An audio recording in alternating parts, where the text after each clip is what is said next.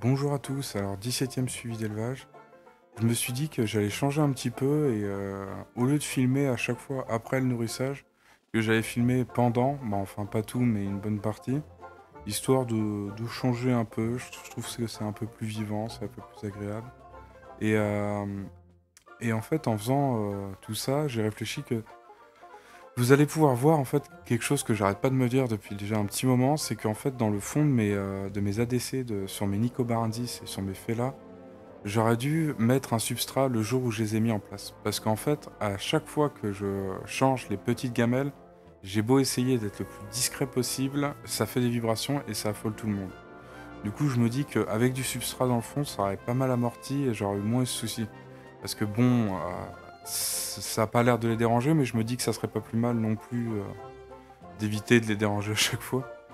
Et du coup, c'est vrai que ça, c'est un petit truc où à chaque fois j'y pensais et je voulais vous le mettre en image et je trouve que là, c'est bien explicite. Vous allez très vite voir avec l'abreuvoir.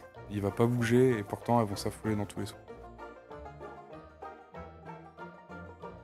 Et là, vous me voyez en fait hésiter parce qu'en fait, c'est vrai que à chaque fois qu'on va récupérer quelque chose dans la DC des fourmis, c'est un peu compliqué parce qu'elles sont toutes toujours un peu là.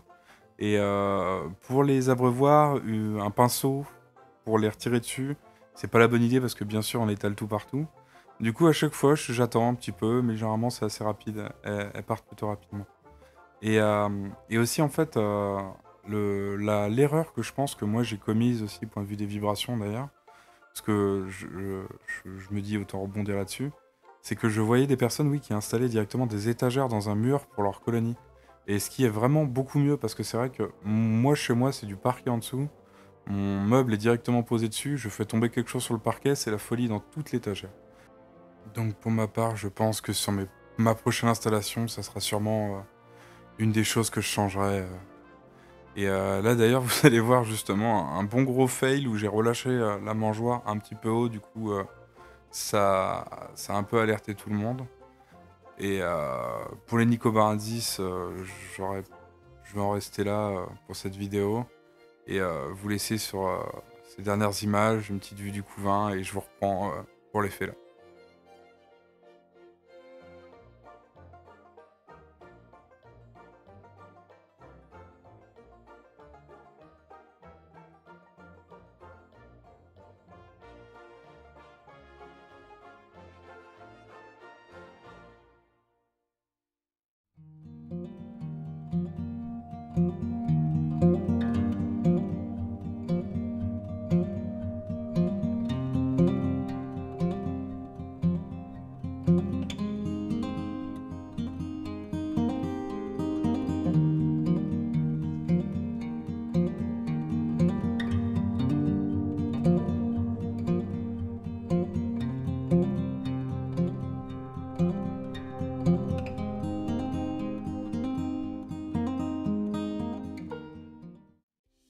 Et maintenant on passe sur les Camponotus Fela.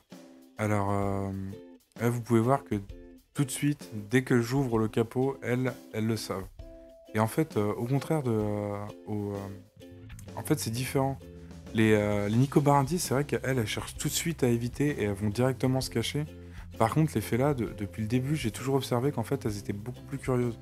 Et elles n'hésitaient pas à venir toute mandibule sortie pour voir ce qui se passe à l'extérieur, en fait. Et c'est même des fois, d'ailleurs, un peu comique, surtout quand je commence à nettoyer. Il y a le, le Major qui est toujours à l'extérieur, qui est beaucoup plus flegme que les autres. Je pense qu'aussi c'est dû à sa patte qui est un peu abîmée. S'amuse toujours à essayer de me toper la pince dès que je passe pour essayer de nettoyer un peu toutes les saletés qui m'éparpillent autour des mangeoires. Et c'est plutôt drôle, mais la dernière fois j'avais même dû faire un peu attention parce que j'avais manqué en fait de l'embarquer et de le faire sortir et je veux éviter quand même le contact avec ces fourmis-là. Parce que j'ai vu que quand même, elles arrivent quand même à passer un petit peu. Et j'en ai pas fait encore l'expérience. Et je vous avoue que je vais essayer de repousser le moment au plus loin possible. Mais ça sera à peu près tout ce que j'ai à dire sur mes petites fées là. Tout se passe très bien. le développement a toujours bien continué. Et vous allez voir un petit plan qui date maintenant d'il y a 2 semaines, juste après, sur le couvain, et les beaux, les belles futures ouvrières qui vont arriver.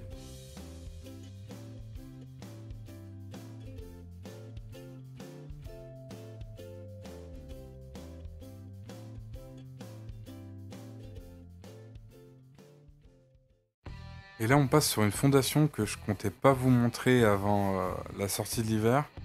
Mais pour l'instant, en fait, voyant le couvain qui continuait à arriver et à se renouveler, je les ai pas mis au froid et juste une petite baisse de la température. C'est mes petites Crématogaster scutellaris. Alors pour l'instant, j'aurais pas beaucoup de choses à vous dire, à part qu'elles sont très jolies. Mais c'est vrai que c'est une espèce qui m'a toujours fait envie. La première fois que je l'avais vue, c'était sur la chaîne de Snake Reptile. Et, j'étais pas encore très convaincu parce que je trouvais que c'était tout petit, je voyais pas vraiment l'intérêt. Et en fait, c'est en voyant sur la chaîne de la Campophile et compagnie, une fondation déjà beaucoup plus, une colonie même, que ça m'a un peu aidé à me décider. Et je me suis dit pourquoi pas essayer aussi avec les Crématogaster, et puis ça me ferait aussi une petite espèce. Contrairement à mes Nicobarandis, Fela ou le reste. Et je dois avouer que même déjà, rien qu'à ce stade-là, en fait, il y a un truc que par contre j'ai pu observer. C'est vrai que par contre, elle n'hésite pas à sortir, mais en masse.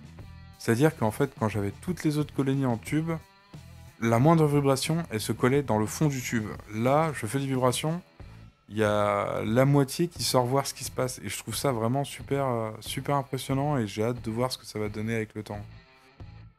Et puis je sais aussi qu'elles font partie des colonies avec un gros taux de recrutement assez rapide et assez fulgurant, bien visible quand il s'agit de nourriture. Et c'est vrai que je voulais, je la voulais pour pouvoir justement observer ça et avoir une fourmi avec une différence de comportement comparée aux autres. Par exemple, rien que la position typique des Crématogaster pour se défendre avec le gast relevé au-dessus du reste. Et c'est vrai que c'était une des petites colonies que je voulais avoir, que j'hésitais vu leur petite taille, mais que je ne suis pas du tout déçu d'avoir en ma position et que j'ai très très hâte de voir ce que ça va donner pour le futur. Et ce sera tout pour ce suivi. Merci à ceux qui sont restés jusqu'ici, et puis je peux vous dire à bientôt. Je vais vous laisser sur des images des petites Crématogaster qui se baladent dans leur ADC.